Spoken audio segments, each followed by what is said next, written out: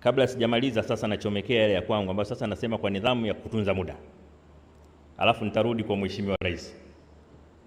Mheshimiwa Baba Askofu, labda niseme tu kwamba na mimi nilipata bahati ya kufahamiana na kardinali kwa muda mrefu. Nilitambulishwa kwake kwa mara ya kwanza mwaka 1999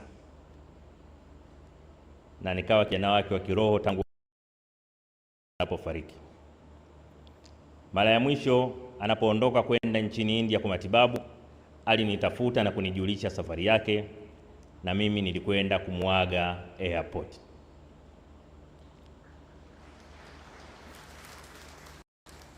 Usingeweza kufikiri ni mtu mwenye maumivu, ni mtu mgonjwa sana.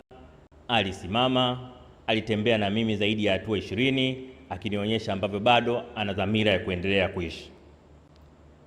Lakini Mungu peke yake alikuwa anajua tarehe yake ya kuondoka ilikuwa lini.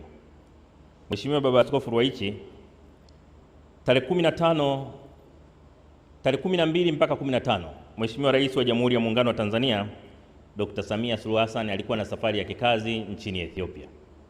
Na kwa utaratibu wa katiba ya nchi yetu, alinikabidhi mamlaka ya rais wa nchi yetu. Akiwa angani ndio nilipoletewa simu ya kujulishwa hali ya Mhazama Polycarp Pengo imebadilika, lakini pia amesisitiza kwamba chochote kinachoweza kutokea kwake atafarijika kikitokea akiwa ndani ya ardhi ya Tanzania.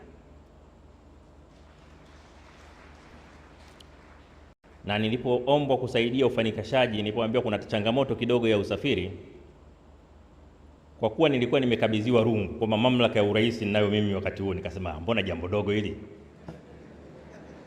Mbona jambo dogo? Kawasiliana wenzangu, waziri mkuu nani. Sasa baadaye nilijua ni habari tu ya kubadilisha tiketi na nini haraka kupata tarehe. Sasa ukipewa mamlaka, wakati unakabidhiwa madaraka ya urais au mamlaka ya urais, kuna mambo unaweza kufanya, kuna mengine huwezi kufanya.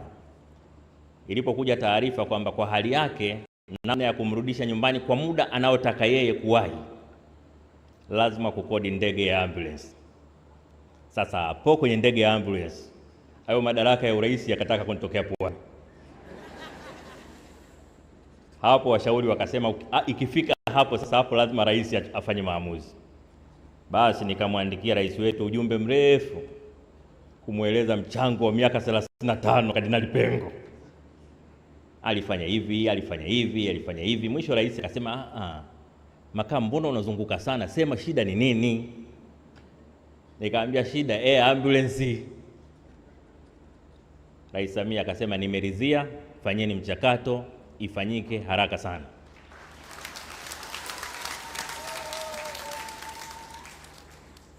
Kwa pamoja na heshima kubwa ambayo Mheshimiwa Rais ametoa kwa Kardinali Pengo kwa kutambua mchango wake kwa nchi yetu, lakini vile vile inatoa hamasa kwa Watanzania wengine ambao si viongozi wa kisiasa kuonyesha mapenzi kwa nchi yao, kuitumikia nchi yao kwa uadilifu. Kuna raha yake watu kama kina Mzee Warioba, kina Majaliwa wakisimama hapa, vigelegele hivi vinafanya walioko kazini wajue na sisi siku moja tunataka vigelegele.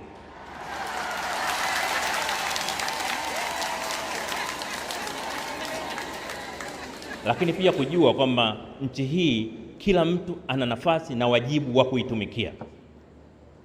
Katika utumishi wa nchi yetu tusitegeane. Kila mtu atumikie nchi yake kwa nguvu zake zote. Nimekuwa nikiyasema haya mara nyingi. Mimi hata mambo ya kugombana kivyama mimi siyapendi sana, ujinga tu. Nchi yenu moja, nchi yenu wote, mnagombana nini? Mtakuwa mashahidi. Hata nilipokuwa katibu mkuu wa chama, nikisikia mwana CCM ameongea maneno ya hovyo zidi ya upinzani, nilikuwa nakemea mara moja, kwa sababu ni ujinga tu. Kwa sababu vyama vya siasa navyo vimeundwa kwa mujibu wa katiba ya nchi. Mtu anapojiunga na chama kingine, maana yake naye anataka kutumikia nchi yake kwa njia nyingine, lakini utumishi ni utumishi.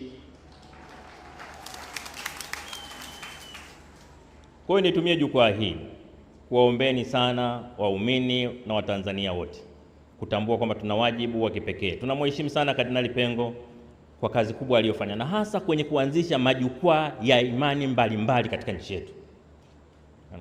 Leo tuna vyama vya imani, leo tuna vyama ambavyo vinahusisha dini mbalimbali, Wakristo, Waislamu, Buddha, kuongelea amani tu katika mikoa yote, katika wilaya zote nchini. Lakini walioshiriki kuasisi jambo hili ni pamoja na Kardinali Pengo, na alisema bila aibu kwamba Wakatoliki hawawezi peke yao kufanya nchi ikawa salama. Isikilizeni hotuba aliyoongelea kuhusu Mwalimu Nyerere. Amesema maneno mazito sana, maneno ambayo yataishi miaka 100 kutoka leo. Kwa hiyo tunapomwenzi Kardinali Pengo, tunapoenzi utumishi wake, kila mtu moyoni mwake ajisikie ana wajibu na nchi yetu. Kila mtu moyoni mwake ajisikie kwamba kutumikia nchi yetu kwa uaminifu na uadilifu ni wajibu wa msingi kwa nchi yetu.